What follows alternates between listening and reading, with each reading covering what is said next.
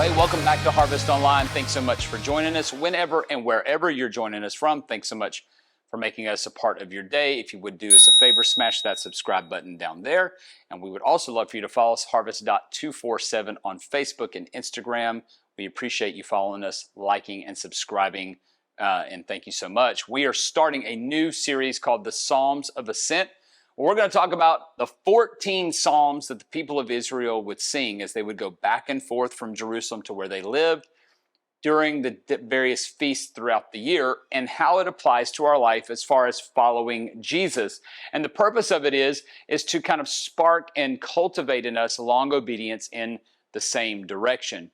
When I went to Washington, D.C. for the first time, my buddy Reese and I did so in like a 3-day period. But the purpose of the trip was actually to go watch 3 baseball games in 3 days, 2 the Baltimore Orioles and 1 in New York. So we had just this short stay in Washington, D.C. And we made it a point to say we're going to get up early and we're going to see everything, or at least all the major things that Washington, D.C. has to offer in one day. And if you've ever been to Washington, D.C., you know that's an amazing feat. But guess what? We did it. We saw the Washington Monument, we saw the World War II Memorial, we saw the Lincoln Memorial, we saw the Capitol, we saw the White House, we went into some of the museums, air and space, all these various things, and we just went through Washington, D.C. like gangbusters and saw everything. But we went with a tourist mindset. And the thing about it is because we were going so fast that we missed so much of the history. We missed so much of the depth of it, right? We saw a lot, but we experienced and learned very little.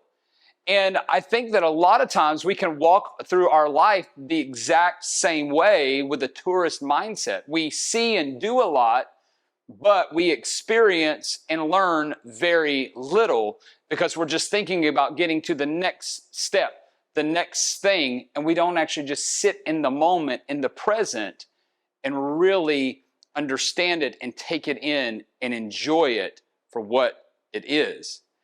Well, there's a difference between a tourist and a pilgrim. And one of the things that the Psalms of Ascent does is it brings this idea of Christian pilgrimage out to the surface. It brings it up and talks about that the life of a believer is actually a journey with Jesus, not just these various destinations that we hit. And so when we talk about tourist versus a pilgrim, what we talk about and what we think about is a difference between like numerical ordering fast food, immediate responses, Cliff's Notes, YouTube shorts, convenience, versus a meaningful relationship with Jesus, with cultivating depth in relationship with Jesus, with allowing Jesus to permeate every part of our life, with allowing Jesus to be the focal point of our life and then help His influence in our life make influence with other people. It's talking about going on a journey, long obedience in the same direction over a period of time instead of just these little snapshots, these quick snapshots that we get through life and say, okay, what's next? What's next? It's actually enjoying the journey. And so when we talk about Christian pilgrimage, it's that we're making a decision for Christ and that we're making a decision to follow Him so that there's a maturity in our character and in our relationship with Jesus that spills out to everybody else. One of the things that I think is important to note about following Jesus is that oftentimes we believe that once we follow Jesus, things are actually going to get easier. And one of the things is that actually things oftentimes get more difficult. I remember a guy received Christ in Colorado, and he had been a Christian for like 4 weeks, and he came to me and he said, hey, why have things gotten harder? He's like, I thought once I gave my life to Christ, things were just going to be easy. And I said, well, now you're on a journey, and now you've gotten the attention of an enemy, and now you're having to reorient your life to where you're trying to follow Jesus and you're trying to adapt your heart and your character to what Jesus tells us to do, not just what the world tells us to do. And so now there's a lot of tension.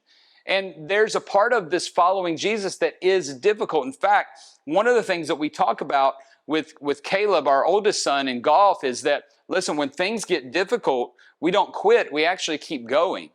That we actually lean into the places where it gets difficult because we're trying to learn how to build our character. We're trying to learn how to build our perseverance. And so a lot of times when we think about how we live our life, a tourist mindset will lead us to take shortcuts when things get difficult. When we don't get what we want, a tourist mindset will lead us to just bounce and say, oh yeah, I'm done. I'm going to go quit this job. I'll get another. I'm going to quit this friend group. I'm going to quit this church. I'm going to get another one. I'm going to move this state. This state is hard. I'm going to go to another one. When we take shortcuts, what happens is in a tourist mindset, when we take these shortcuts, it shortcuts our character development. It shortcuts our relationship development with Jesus. And so when we think about going on a pilgrimage, that is completely different. It's about discipleship, right? To spend our lives as an apprentice to the master, a learner, right? Not necessarily in an academic sense, but in the sense of a craftsmanship, right? A pilgrim, spending our lives going someplace, going to God, and whose path for getting there is Jesus Christ.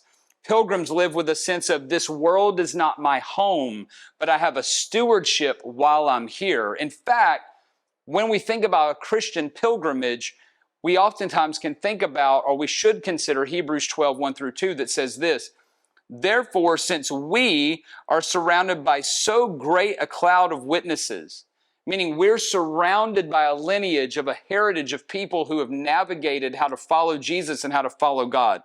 Let us also lay aside every weight and sin which clings so closely, and let us run with endurance the race that is set before us.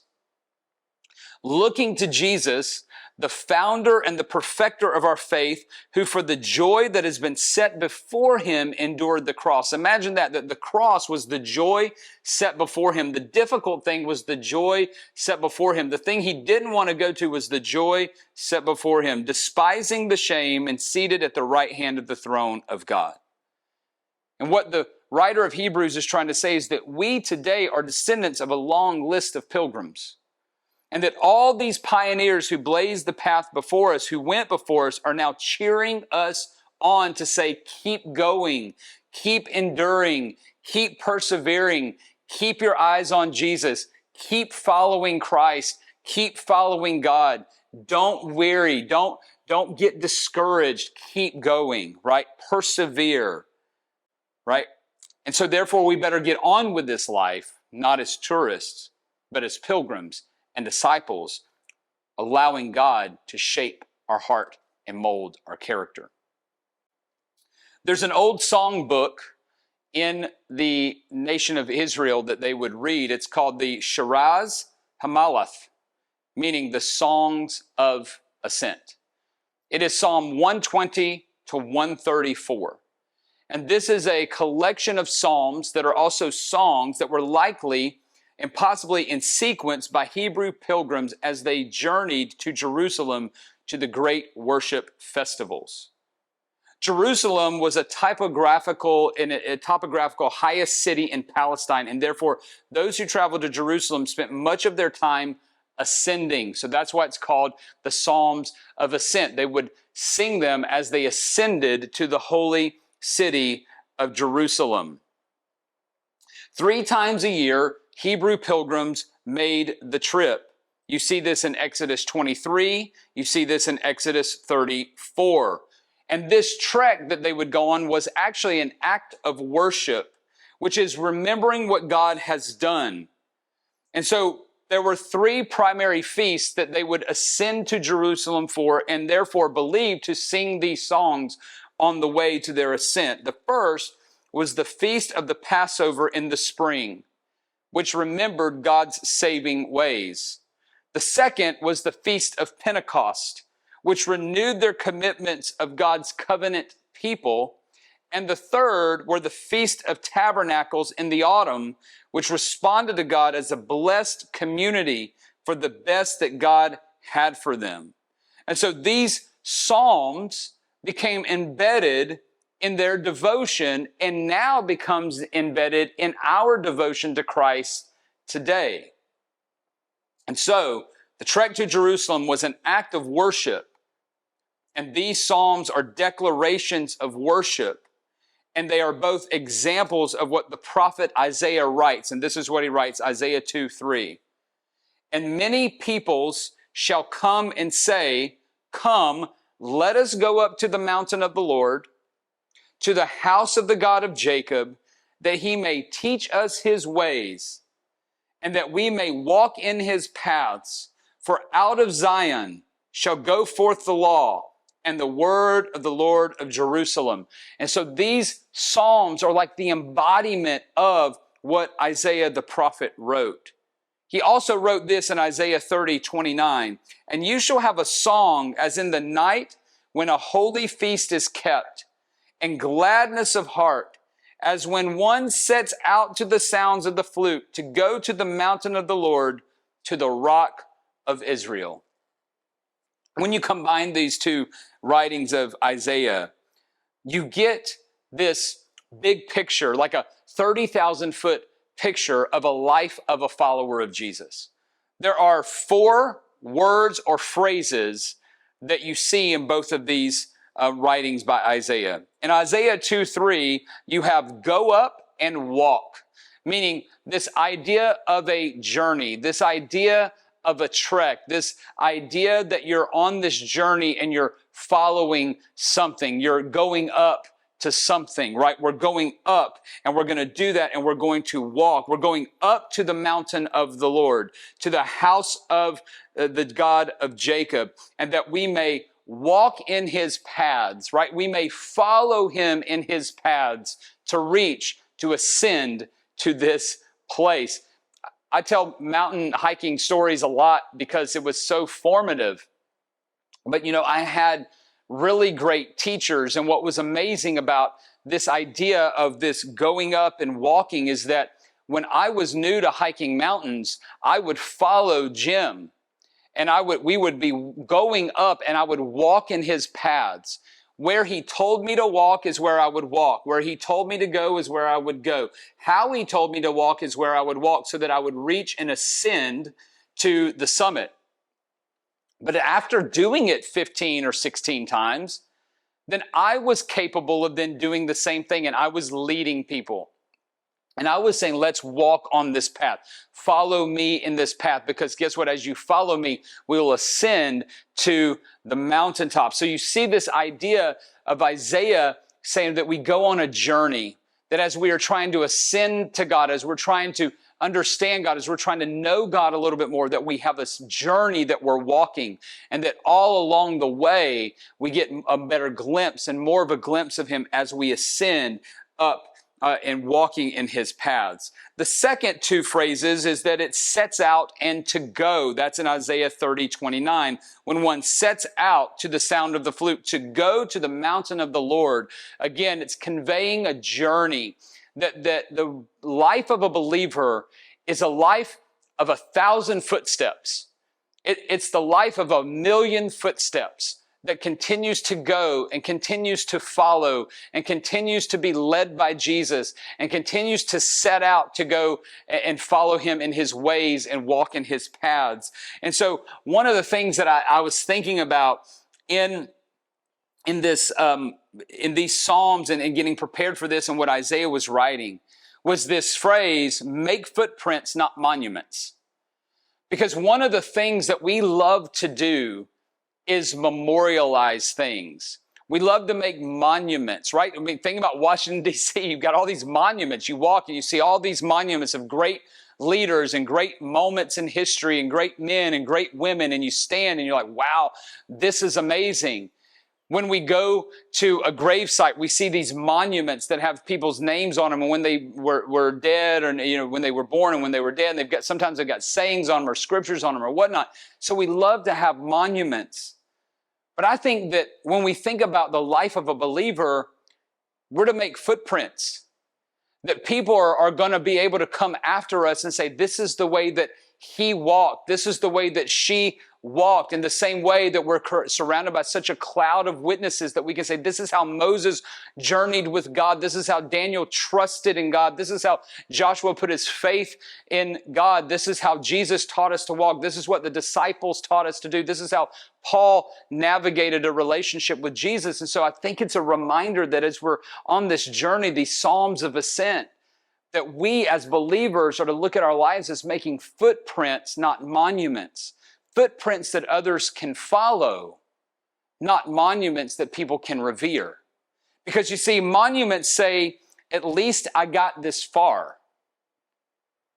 But a footprint says, this is where I moved again. This is where I moved again. And the life of a believer is always moving again. Even at the end of our life, one of the great hopes and joys that we have is that our journey is not over with when we take our last breath here. We get to move again into the presence of Jesus for forever, right? So it's this idea that we want to make footprints, not monuments. We want to live a life that is always following Jesus, that is always setting out to follow God in the next thing, that I'm moving again in this place. This is where God showed himself to me, and now I'm moving again.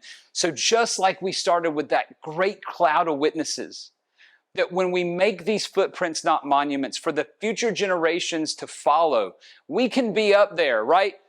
In heaven and saying, cheering them on as well to say, follow Jesus with the same fervor, with the same passion, with the same commitment that I did. In the same way that these Psalms that were sung, we can say, let us follow Jesus with the same passion and the same fervor and the same resiliency that they did as well. So we want to set out on this journey through the Psalms of Ascent to remind ourselves, let's not live as tourists, but let's live as pilgrims, searching after, following after God, and saying, I want to make footprints, not monuments. I don't want to say, at least I got this far. I want to say, this is where I moved again.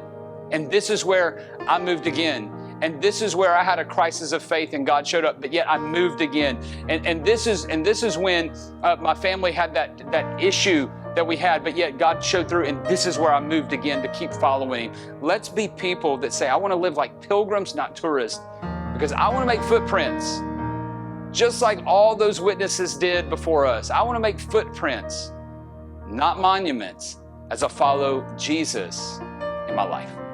God bless you.